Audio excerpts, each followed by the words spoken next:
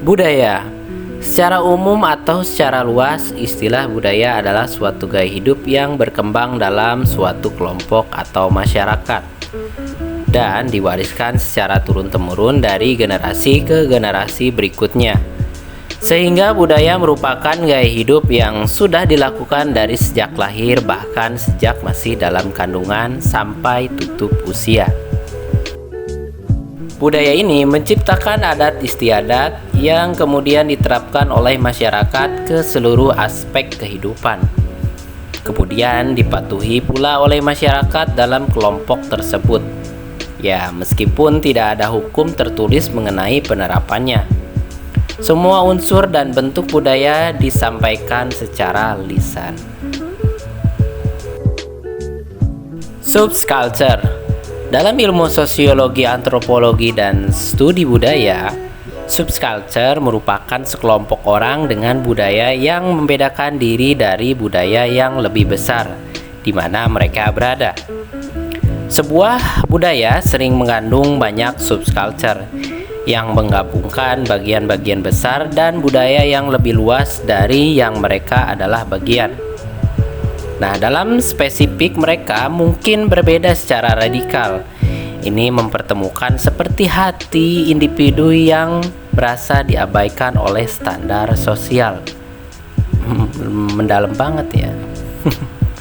Dan memungkinkan mereka untuk mengembangkan rasa identitas. Lalu, apa itu subculture? Subculture adalah sekelompok orang dengan seperangkat alat sholat dibayar tunai. Bang, bukan itu bang. Oh iya, sorry. Subculture adalah sekelompok orang dengan seperangkat perilaku dan keyakinan yang membedakan mereka dalam budaya dominan di mana mereka menjadi bagiannya. Nah, ini dapat terbentuk dari usia, kelompok etnis atau jenis kelamin anggotanya. Kualitas yang menentukan munculnya subculture dapat berupa estetika, politik, jenis kelamin, atau kombinasi dari semuanya. Nah, ini sering didefinisikan oleh penentangnya terhadap nilai-nilai budaya dominan, yaitu tempat mereka berasal. Ya, meskipun pada definisinya ini tidak diterima secara universal, karena pada pertentangan antara subculture dan budaya tidak selalu terjadi secara radikal. Anjay, wawasan gue luas banget ya. Oke guys, berkaitan dengan penjelasan yang tadi saya sampaikan mengenai budaya dan juga subculture, maka dalam konten pembahasan kali ini saya akan membahas tentang tutorial menari di atas tumpukan kaleng. Mari kita simak.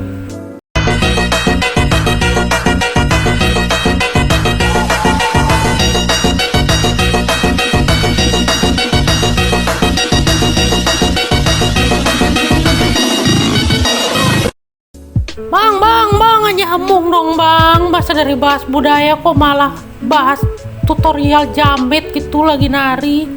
Lah, kan ini juga budaya gitu, nari di atas kaleng-kaleng yang tersusun.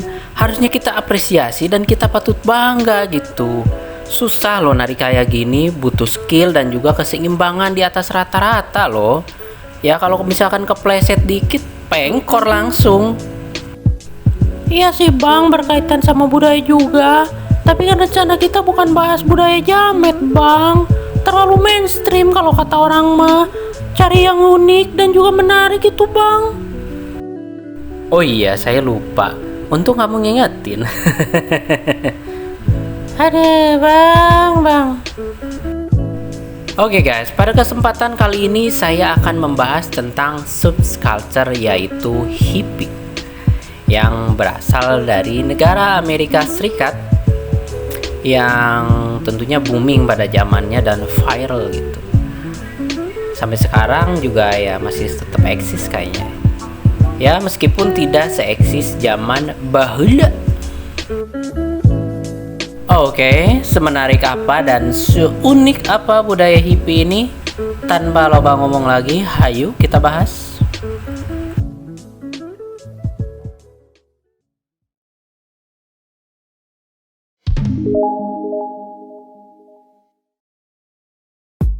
Oke guys, hippie yang juga dieja dengan kata hippie. Apa bedanya bang? Ya kalau tadi pakai E gitu hippie, kalau yang kedua pakai Y gitu. Sama aja ya bacanya ya. Dan juga ada yang menyebutnya dengan kata hip, yaitu merujuk pada Beat Generation, yaitu sebuah gerakan sosial dan sastra Amerika pada tahun 1950-an. Hippie ini adalah sebuah culture yang muncul di Amerika Serikat tahun pertengahan 1960-an dan 1970-an. Dan pada mulanya gerakan ini adalah sebuah tandingan budaya yang menolak adat istiadat kehidupan arus utama Amerika. Nah, gerakan ini bermula dari kampus-kampus di Amerika Serikat dan menyebar ke negara-negara lain seperti Kanada dan juga Inggris. Hippie yang muncul pada akhir 1960-an dan berkembang hingga mencakup ratusan ribu anak muda di Amerika di seluruh negeri, dan budaya ini banyak digandrungi anak muda di usia 20 tahunan ke atas.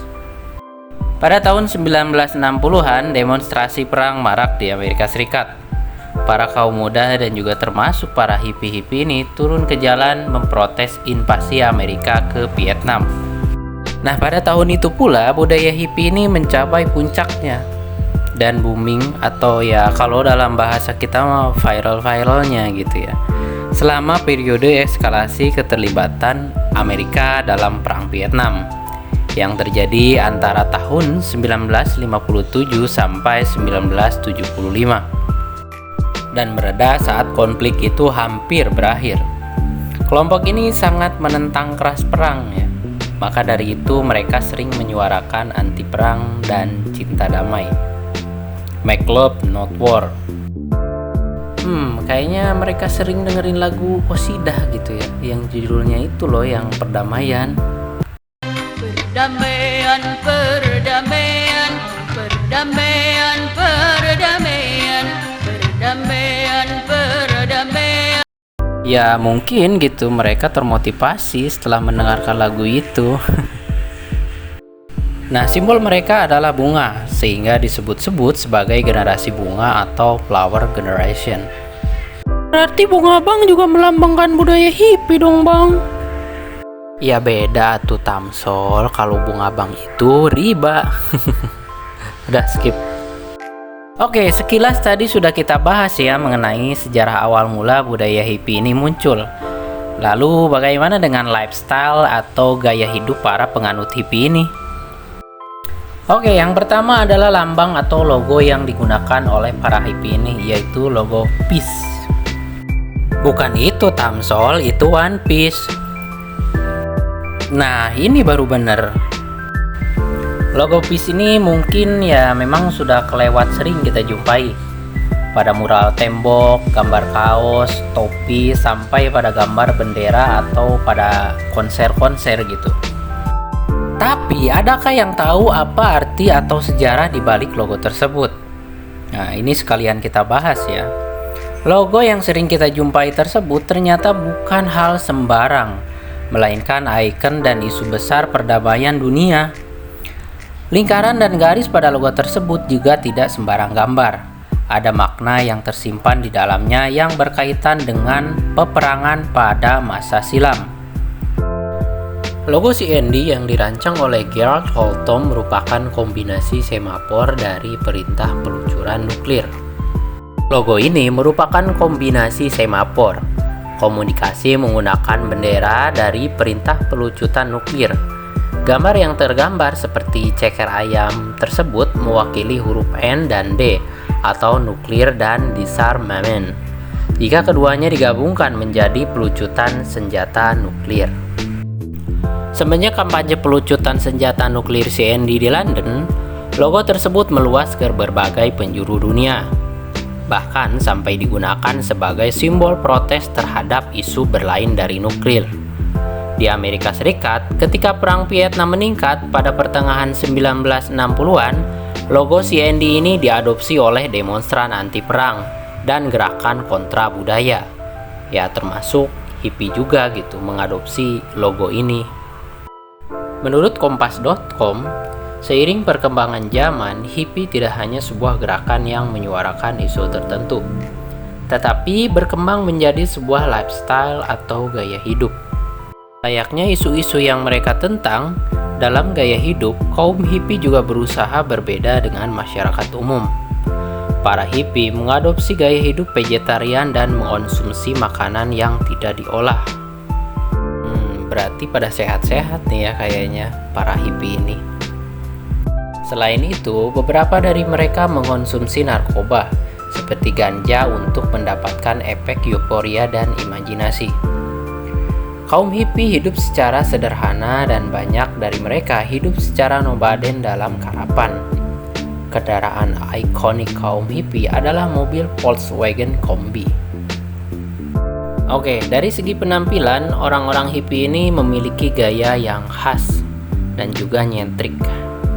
Selain kaos dengan motif tie-dye atau ikat celup, mereka biasanya mengenakan rompi dan baju dengan rumbai-rumbai, ditambah ikat kepala. Kalau untuk alas kaki, ya mereka biasanya menggunakan sendal jepit dan beberapa diantaranya justru tidak menggunakan alas kaki sama sekali. Nyeker berarti ya.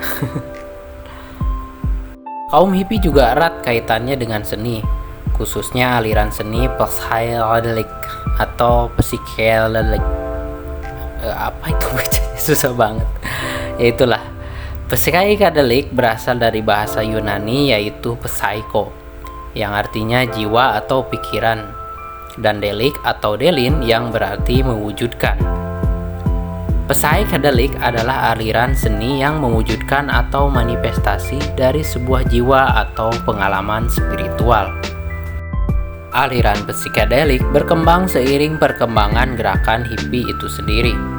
Ciri khas aliran seni ini adalah pertentangan dengan kaidah desain grafis dan karya seni pada umumnya. Misalnya, seperti tulisan yang sulit dibaca atau pemilihan warna yang sangat kontras. Aliran ini juga ada dalam bentuk seni musik.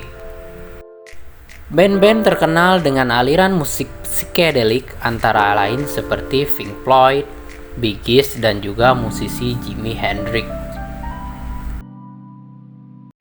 Festival Woodstock adalah konser yang diadakan di tanah peternakan McYasgur yang luasnya 240 hektar di Bethel, New York, dari 15 Agustus hingga 18 Agustus 1969. Festival Woodstock merupakan simbol budaya tandingan pada akhir tahun 1960-an hingga awal 1970-an, sekaligus zamannya hippie. Sejumlah 32 musisi terkenal waktu itu tampil dalam konser yang berlangsung pada akhir pekan, di tengah cuaca yang kadang-kadang turun hujan. Beberapa penampil di konser Woodstock perdana tersebut diantaranya adalah Jimi Hendrix, Janis Joplin, dan The Who. Jumlah penonton yang hadir melampaui jumlah perkiraan awalnya. Dari prediksi awal yang hanya sekitar 50.000 orang, akhirnya jumlah penonton yang datang menembus angka lebih dari 200.000 orang. Sekabupaten kali ya itu ya. Bahkan ada juga yang bilang 400 sampai 500.000 orang yang hadir. Terus mereka ngapain aja bang di situ? Ya mereka bernyanyi, menari, dan mabuk gitu di lapangan berumput luas. Mereka tak menyadari tengah menjadi bagian sejarah. Saat itu sempat hujan deras, memaksa mereka berkubang dalam lumpur dan bertelanjang kaki. Mereka kotor, kekurangan air bersih dan bahan makanan, tetapi tetap santuy gitu. Bagi sebagian orang, Woodstock adalah perayaan kaum hippie. Histori mengatakan sekitar 186.000 tiket terjual sebelum akhir pekan. Pihak penyelenggara yang diinisiasi oleh 4 pemuda berusia di bawah 27 tahun berpikir Woodstock hanya akan didatangi sekitar 200.000 orang. Nah, entah bagaimana dan mengapa gitu ya, mereka gagal membangun loket tiket sesuai rencana sehingga pengunjung menjebol pagar sebelum hari Jumat itu berakhir. Nah, apakah tren budaya hippie ini masih tetap eksis gitu ya sampai sekarang? Sebuah artikel menyebutkan tren hippie menurun secara sosial setelah Woodstock selesai. Orang menganggap Woodstock adalah puncak perlawanan di mana segala hal yang diyakini para hippie terwujud. Perdamaian, musik, dan keharmonisan hidup. Kehidupan tidak banyak berubah setelah akhir pekan bersejarah tersebut usai. Perang Vietnam masih tetap berlanjut, juga rasisme terhadap kulit hitam, namun Woodstock seperti menghembuskan napas baru yang dibutuhkan masyarakat, harapan untuk perdamaian. Nah, di zaman sekarang budaya hippie ini memang tidak sengetren atau spiral zaman dulu ya, atau zaman baheula. Budaya hippie ini tidak punah. Ada sebagian kecil masyarakat di luar sana yang masih tetap mempertahankan nilai-nilai budaya hippie ini.